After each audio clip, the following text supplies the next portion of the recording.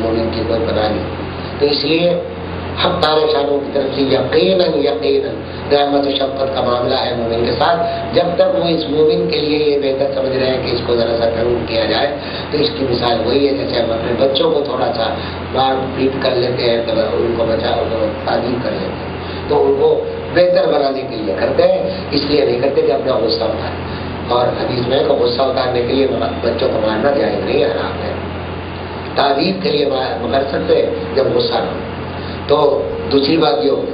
تیسری بات یہ ہے کہ جب دروازے کھول دیے جائیں تم پر رزق کے, تو اس وقت سمجھ جاؤ اور زیادہ کوشش ہو جاؤ کہ اب یہ دیکھو کہ میرا عمل کیا, اس دولت کے آنے کے بعد میرا عمل کیا ہے.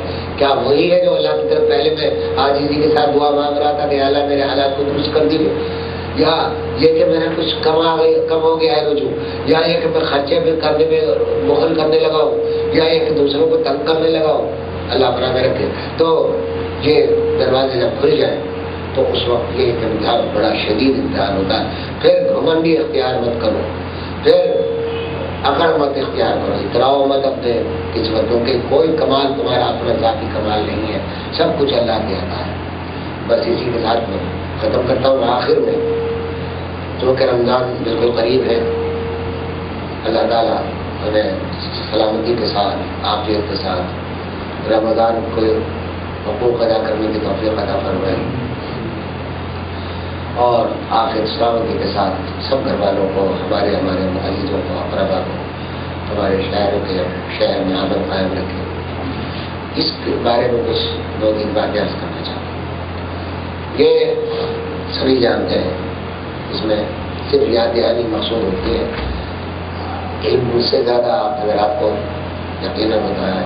اور بعض حضرات, ایک حدیث میں آتا ہے کہ ہر اس مجمع میں جو, نہیں حدیث نہیں, ایک بزرگ کا قول ہے کہ اس مجمع میں جو اللہ کے لیے جمع ہوتے ہیں, کوئی نہ کوئی بندہ اللہ کا ایسا ہوتا ہے جو اللہ کے نزدیک مقبول ہوتا ہے, اور اس کی مقبولیت کی وجہ سے خود جو واعظ کہہ رہا ہے, کوئی بات کہہ رہا ہے, اس کو فائدہ پہنچتا ہے کہ اس کے دل میں اللہ تعالیٰ کچھ مضامین ڈال کے رہتے ہیں, اس کی برکت سے وہ مضامین آتے ہیں. تو واحد صاحب کو اور بات کرنے والے صاحب کو بھی گھمنڈ نہیں چاہیے کہ ہاں میں بہت بڑا عالم ہوں, میں نے لوگوں کو نصیحت کی ہے, میں لوگوں سے زیادہ جانتا ہوں. ان کے لیے زیادہ خطرے کی بات ہے, اسی لیے کہ اللہ تعالیٰ نے بھائی تمہیں اگر چند منٹ سکھا دیے ہے تو کیا پتہ اللہ کے ساتھ تمہارا معاملہ ہے جو کسی اور بندے کا اس مجمع میں وہ موجود ہے, اس کا معاملہ تیرے سے کہیں زیادہ ہو, اور قیامت کے دن تو حسرت سے اس کو دیکھتا ہو کہ وہ کا کس مقام ہو.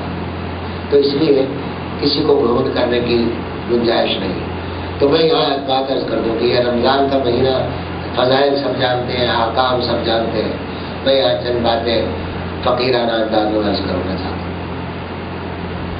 ایک تو یہ سمجھ لیجیے کہ یہ 11 مہینے کے بعد ایک مہینہ اس لیے آتا ہے کہ ہم اپنے 11 مہینوں کی جتنی غلطیاں, جتنے زنگ دلوں پر لگے ہیں, جتنے گناہ کیے ہیں, جتنی نافرمانیاں کی ہیں, ان کا غسل کریں, ان کو دھو ڈالیں. اور دھونے ان کو, اور ہماری روح, ایک تو جسم کے داغ ہے, آپ جسم پر داغ پڑ جائے, کوئی ناپاکی لگ جائے, فوراً جا کے صاف کر لیتے ہیں, پاک پانی سے دھو لیتے ہیں. اور بعض اوقات تو یہ ہوتا ہے کہ ہمیں گناہوں کا علم تک نہیں ہوتا کہ ہم نے کوئی گناہ کیا ہے, اور اس کا گناہ ہونا بھی معلوم نہیں ہوتا کہ ہمارا یہ گناہ تھا, یہ بھی نہیں معلوم. اسی لیے حضور صلی اللہ علیہ وسلم جیسا جن کا علم اللہ کے علم کے بعد سب سے بڑا علم, کسی کا علم اس سے بڑا نہیں, کہ وہ فرماتے ہیں کہ اللہ میں اعوذ بک من کل ذنب ما علمت منه وما لم اعلم. یا اللہ میں ایسے تمام گناہوں سے معافی آپ سے فرض مانگتا ہوں جو جن گناہوں کو میں جانتا بھی ہوں اور جن گناہوں کو میں نہیں جانتا. یعنی حضور صلی اللہ علیہ وسلم جن کا کوئی گناہ ہی نہیں معصوم ہے, وہ فرما رہے ہیں کہ وہ گناہ بھی میرے معاف کر دیجیے جن کو میں جانتا ہوں, اور وہ بھی جن کو میں نہیں جانتا. تو بہت سے گناہ تو وہ ہیں جن کو ہم جانتے ہیں. تو دعا یہ کیجیے جب رویت کا اعلان ہو جائے، رمضان شروع ہو جائے، مغرب کا وقت رمضان شروع ہو، تو میری گزارش یہ ہے کہ اس وقت اس مغرب کی نماز میں 2 رکعت استغفار کی پڑھ لیجیے، 2 رکعت حاجت کی پڑھ لیجیے، 2 رکعت استغفار کی پڑھ دیا، اللہ نے اس پورے سال میں پتہ نہیں کیا کیا کیا ہے سب معاف فرما دیجیے، اور اب اس مہینے کو یا اللہ ہمارے لیے مغفرت کا مہینہ بنا دیجیے، اور حاجت کے لیے کہ اللہ اس مہینے کے ہم بہت کمزور ہیں، بڑے ایسے معاشرے میں رہ گئے، ہماری صحت ہے، ہمارے حالات ایسے ہیں، تو اس مہینے کا حقوق ہم سے ادا کروا لیجیے، ہمیں طاقت بھی دیجیے، ہمت بھی دیجیے، ارادے میں قوت بھی عطا کیجیے۔ تو ایک کام تو یہ کریں، دوسرے غسل کرنے کا طریقہ بس یہی ہے کہ روزہ رکھ لیجیے، روزہ رکھنے کے بعد جو لوگ کاروبار اور دفاتر میں جانے والے ہیں وہ دفاتر کی عام طور سے کچھ تھوڑی سی کمی بھی کر دیتی ہے حکومت، اور اعلان بھی آ گیا کہ شاید آفس میں کچھ اوقات کی کمی ہوئی ہے، تو ان اوقات میں اپنے دفاتر کے فرائض کو پوری طرح ادا کرنے کی کوشش کریں، اس میں ڈنڈی نہ بنے، بیٹھ جائے، اگر کوئی کام نہیں ہے 6 گھنٹے بیٹھنا ہے، 7 گھنٹے کی 2 ڈیوٹی ہے، بیٹھے پورا وقت کر کے آ جائیں، چاہے اگر کام نہیں ہے بیٹھ کے آ جائیں، ذکر کرتے رہیں، تسبیحات ذہن میں ڈال لیں، تھوڑا بہت دل میں بس ذکر کرتے رہیں اللہ تعالیٰ کا، استغفار کی کثرت کریں۔ ایک تو یہ کہ اپنے کاروبار میں بیٹھے مگر جھوٹ بول کر مال نہ بیچیں، جھوٹ غیبت، یہ روزے کو اس طرح کھا جاتا ہے جس طرح دیمک چاہتی ہے لکڑی، تو کاروبار میں جھوٹ بول کے اپنا مال نہ بیچیں۔ اور تیسری بات یہ کہ اپنے گھر والوں کا مخام خواہ لوگ غصے میں دھوپ کی وجہ سے غصہ کرتے ہیں، خام خواہ جلدی جلدی غصہ آ جاتا ہے، کوئی تمباکو کھاتا ہے اس کو تمباکو نہیں ملتا تو غصہ آ رہا ہے، کوئی زیادہ غذا کھانے والا ہے اسے غصہ، اب غصہ بے وجہ آ رہا ہے، اتارا کس پہ جا رہا ہے؟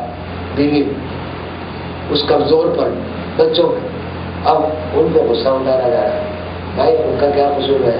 تم نے روزہ رکھا ہے تو روزے کو شکر کرو کہ اللہ نے تمہیں روزہ رکھنے کی اجازت دے دی، تمہیں کھانے پینے سے روکا نہیں ہے اللہ، تمہارے کھانے پینے کے اوقات بدلے ہیں، بس افطار میں اور سحر میں کھانے کی اجازت دی ہے، تم ایک وقت تمہارا ناشتے کا بے شک ایسا ہے کہ جو اللہ کے لیے چھوڑ رہے ہو، 2 وقت کا کھانا تو تمہیں مل رہا ہے، پیٹ بھر کے کھانے میں بھی کوئی رکاوٹ نہیں، بلکہ آج کل کے زمانے میں تو کھانا زیادہ بہتر ہے۔